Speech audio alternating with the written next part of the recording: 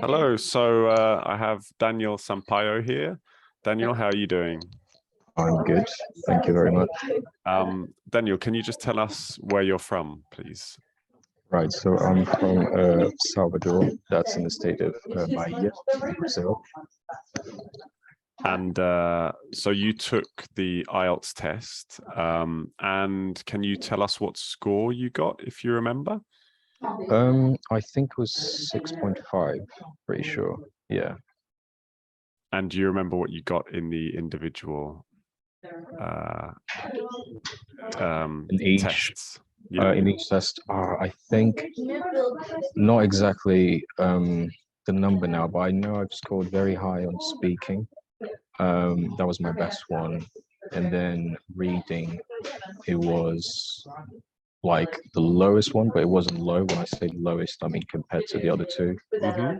And listening as well, it was good. It was my second best grade. But I think in speaking it was about 7 or 7.5 between these two. Okay, fantastic. So yeah. So what have you been doing since you got the grade that you needed, or the score that you needed in the IELTS test? Right, so I mean the IELTS was it was an essential part for me to study in the UK. I had to have an IELTS test to study here, and I needed a grade to do my my bachelor's here in the UK. So it was, you know, part of the process really, and I was, you know, trying to find someone to help me out with it, and I came across this website called italki. So that's how I came across you, basically. Just searching for people that would help with the IELTS test. And what would you say helped you most in your preparation for the IELTS test? I remember our, you know, weekly meetings. You would always give me advice on how to, you know, study in my free time, essentially, because I was doing school at the time. I was still in high school at the time, so I was kind of dividing my time between, you know, preparing for the IELTS test and also, you know, doing exams and all that. But I think it was really helpful to have the exercises. So you know, previous IELTS exams, then, you know, doing them with you and by myself, that was really helpful, because then I had an idea of how the test would look like in the day. So when the day came, the day to do the test, it was divided in 2 days, mine actually. So one day was the speaking and the other day was listening, and reading and writing. So it was divided like that. But I think that was really helpful, you know, doing the exams, like previous exams. When I got there, I didn't have this surprise in a way. I knew what was going on, essentially. So that was really helpful. Fantastic. And if you had, so obviously you have quite a high level of English. So not talking about IELTS now, what helped you to improve your English, to get your English to the level that it was when you took the IELTS test? Right. So I think after moving to the UK is when I actually got in touch with native speakers, and that was super important, because when you are on a daily basis, and I lived in a city called Nottingham, which is like in East Midlands of the UK, so it's not a city like London, with, you know, whereas I'm living now.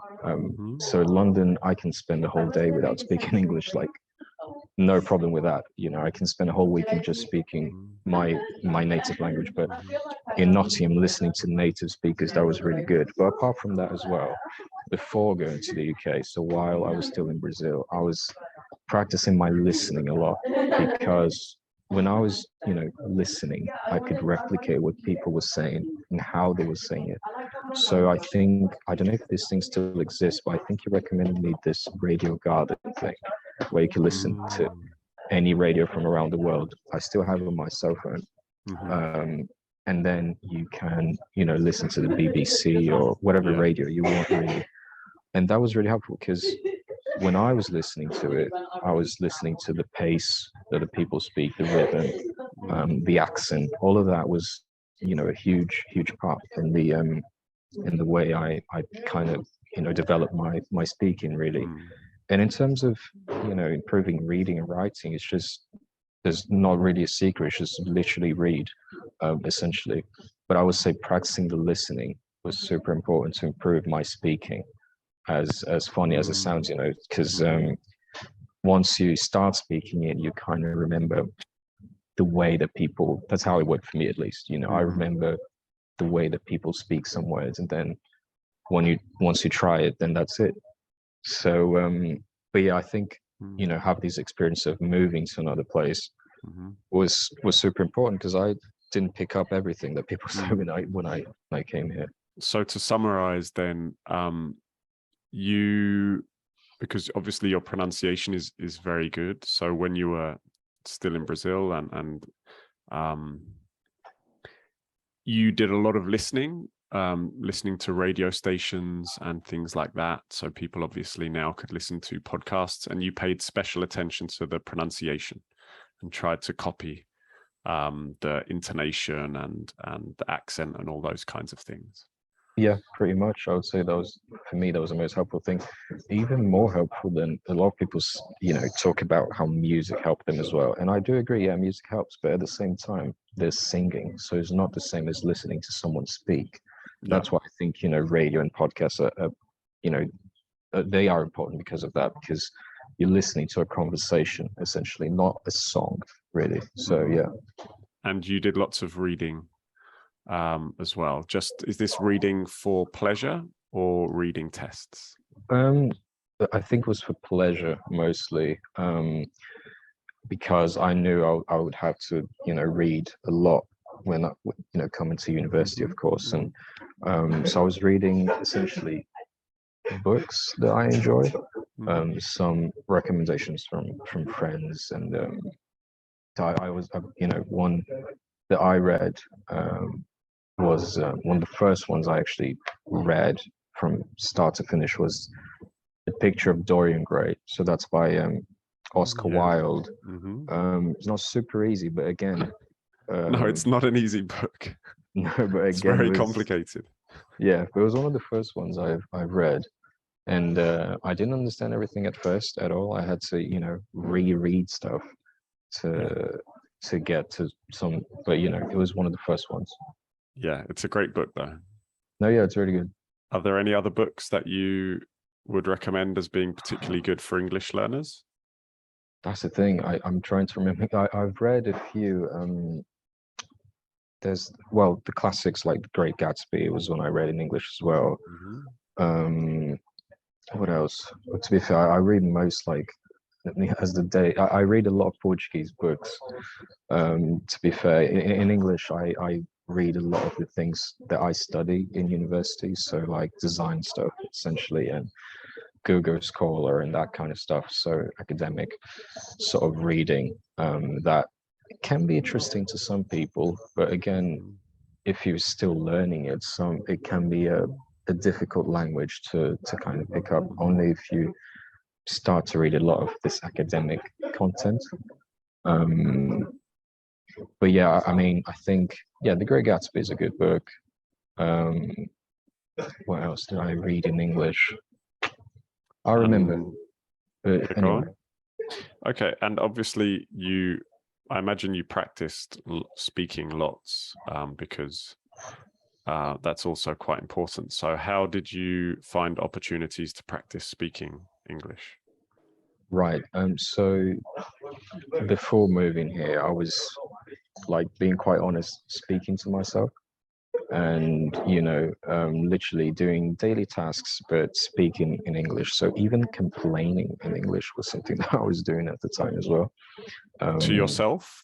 Yeah, pretty much. So, because we all speak to ourselves, we have this inner conversations and stuff. And of course, it's easier to do in a native language, but trying to do in English is also good because then you are, at least that's how it worked for me. I kind of changed my mind in a way that I was feeling like a native speaker, even if I wasn't, So it was, yeah, it was really helpful. Just speaking to myself, pretending I was in an interview or podcast or something, that kind of stuff, you know, just get in with that, because a lot of people don't have this chance of finding a language partner or something to speak on a daily basis. So then you become your own language partner in a way if you speak to yourself, and that helped me quite a lot. So yeah. Great advice. And finally, can you just tell us what you're doing now since you passed the IELTS test? Yeah, so I'm currently studying in the UK. I'm doing a master's degree in furniture design in Central St Martin. So that's one of University of the Arts London campuses in King's Cross. So it's a good, it's different for me because I didn't, you know, have the experience of living in London before. I was living in Nottingham, which was great to improve my English. As I said, in London, I can spend a whole day without speaking English.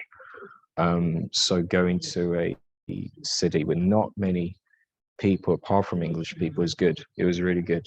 And yeah, but I'm really enjoying it, to be fair. You know, it's a subject that I really like. And, you know, after doing a bachelor's degree here and going to a master's degree, it's I'm kind of used to it in a way. I'm kind of used to the UK sort of educational approach in a way, and I really enjoy it.